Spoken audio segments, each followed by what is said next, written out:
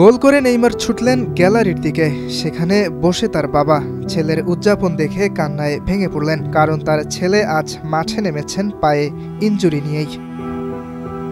2 দিন আগে খবর বেরিয়েছিল আবারও ইনজুরিতে পড়েছেন নেইমার, করতে হবে সার্জারি। এবছর আর মাঠে নামা হচ্ছে না ব্রাজিলিয়ান জাদুকরের। কিন্তু নেইমারের দল সান্তোস রেলিগেশন জোনে। অবনমন ঠেকাতে শেষ 3 ম্যাচে জয়ের বিকল্প নেই। দলের জন্য নেইমারও নিলেন কঠিন সিদ্ধান্ত। ডাক্তারের বারণ সত্ত্বেও খেলবেন ইনজুরি নিয়েই। শনিবার বাংলাদেশ সময় সকালে ব্রাজিলিয়ান সিরিয়াতে স্পোর্টের বিপক্ষে খেলতে নামেন নেইমার। কথায় আছে আহত বাঘ বেশি ভয়ঙ্কর, নেইমারও যেন তাই। ইনজুরিতে থাকা পা নিয়েই করলেন 1 গোল, করালেন আরেকটি। নেইমারের এমন পারফরমেন্সে সান্তোস জিতল 3-0 ব্যবধানে।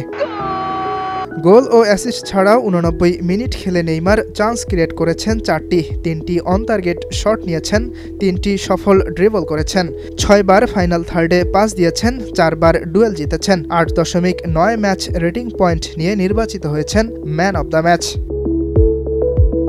দলকে জিতিয়ে চোট নিয়ে খেলার কারণ জানান নেইমার। সান্তোসকে রক্ষা করতেই এমন সিদ্ধান্ত। চোটটি কষ্টের ও বিরক্তিকর, কিন্তু আমাকে কিছু করা থেকে চোট আটকে রাখতে পারবে না। এ কারণেই খেলছি। এখন সান্তোসকে নিয়ে ভাবার সময়। সান্তোসকে এমন জায়গায় রাখতে হবে যেখানে তারা যোগ্য, সেটা হলো ব্রাজিলিয়ান সিরিয়া। এই জয়ে 36 ম্যাচে 41 পয়েন্ট নিয়ে সেরিয়াতে পয়েন্ট টেবিলের 2 ধাপ লাফিয়ে 15তম স্থানে উঠে এসেছে সান্তোস।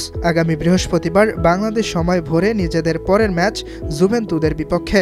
ওই ম্যাচেও খেলতে চান নেইমার। ইয়াসির আরাফাত সবুজ, স্টার নিউজ।